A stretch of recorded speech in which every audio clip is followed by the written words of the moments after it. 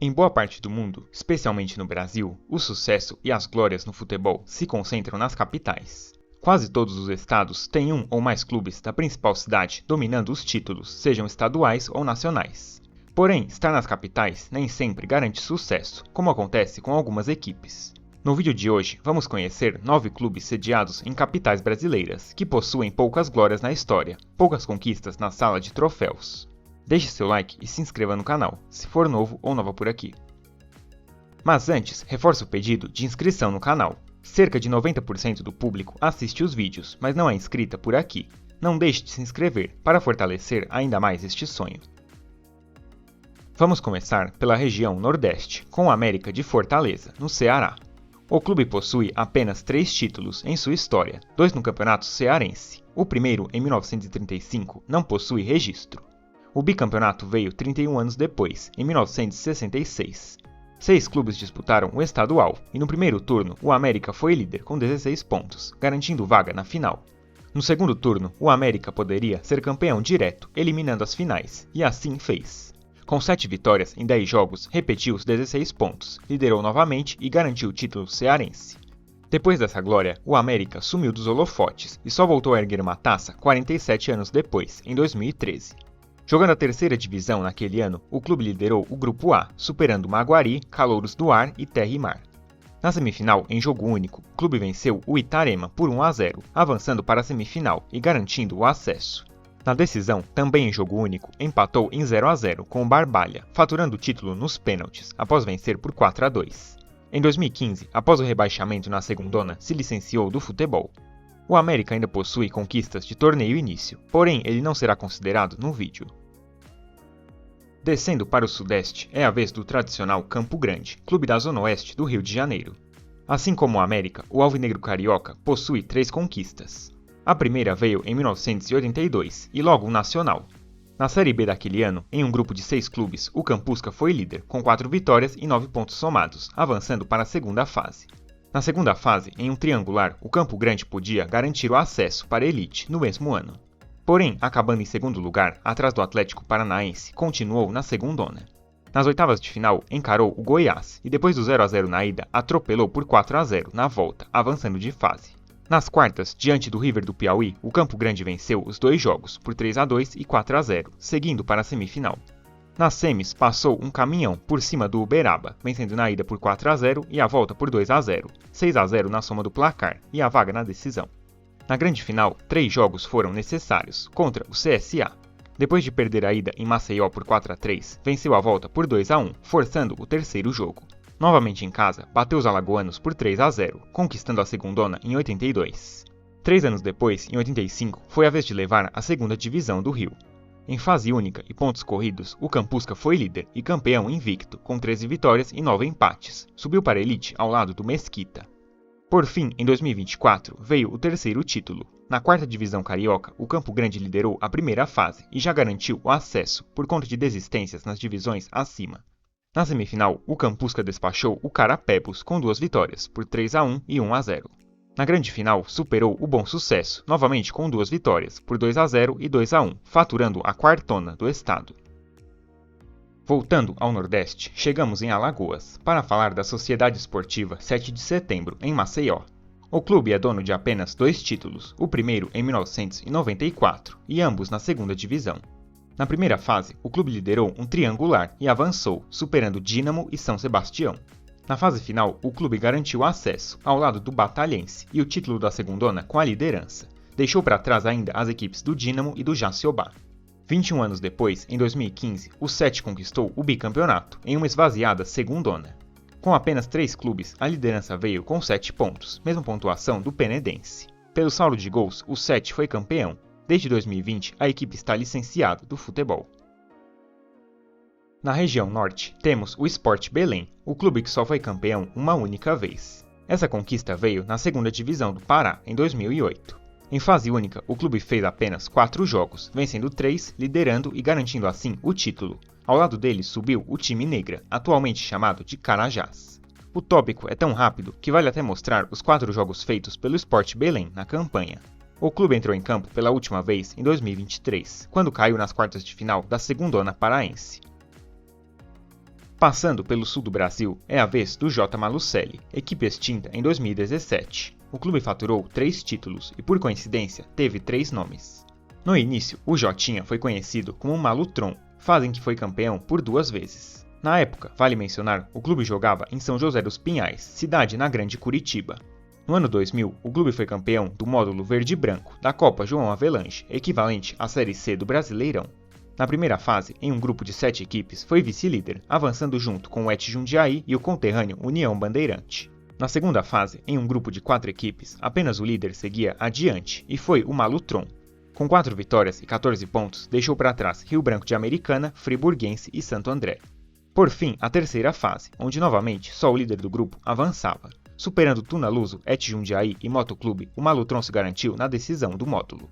Na final, em 2 jogos, os paranaenses superaram o Uberlândia, empatando a ida por 1-1 e vencendo na volta por 3-2. Por mais que a CBF não reconheça como uma edição da Série C, valeu como tal para o Malutron. 2 anos antes, em 1998, o Malutron foi campeão da 2ª Divisão do Paraná. Na primeira fase, o clube foi líder e avançou em seu grupo, ao lado da Portuguesa Londrinense. Na segunda fase, um grupo de 4 equipes. O Malutron foi vice-líder e passou para a semifinal, ao lado do Foz do Iguaçu Esporte Clube, que não é o mesmo de hoje em dia. Na semifinal, valendo o acesso, o Malutron despachou a Portuguesa, vencendo os 2 jogos. Na grande final, veio o título para cima do Batel de Guarapuava, com vitórias por 3-1 e 2-1. Em 2007, já com o nome de J. Malucelli e fixado na capital, veio o título da Copa Paraná. No primeiro turno, contra mais 11 equipes, o Jotinha foi terceiro colocado e viu Londrina se garantir na grande final. No segundo turno, o clube foi líder com 25 pontos, superando o Cianorte com 2 de vantagem e garantindo passagem para a final. Na decisão, o Jotinha empatou a ida com o Londrina e faturou o título após vencer por 2-1 no segundo jogo. Em 2017, após uma punição por escalação irregular, o J. Malucelli fechou as portas. Fechando o solo nordestino, passamos pela maravilhosa cidade de Natal, com Santa Cruz. Assim como o Sport Belém, o Santinha de Natal tem apenas uma conquista em 2016. Ela veio na 2ª Divisão Potiguar. Em fase única, com mais 4 equipes, o Santa Cruz venceu 7 dos 8 jogos, anotando 21 pontos. Com 6 a mais que o Atlético Potengi levou o título e o único acesso da segundona. Ainda há um possível título da segundona Potiguar em 79, porém não há qualquer registro dessa edição. Passando agora pela maior cidade do país, um dos clubes mais tradicionais de São Paulo, o Nacional da Barra Funda. A equipe é dona de 4 títulos, 3 na 3ª Divisão Paulista, porém não encontrei registro da conquista em 94.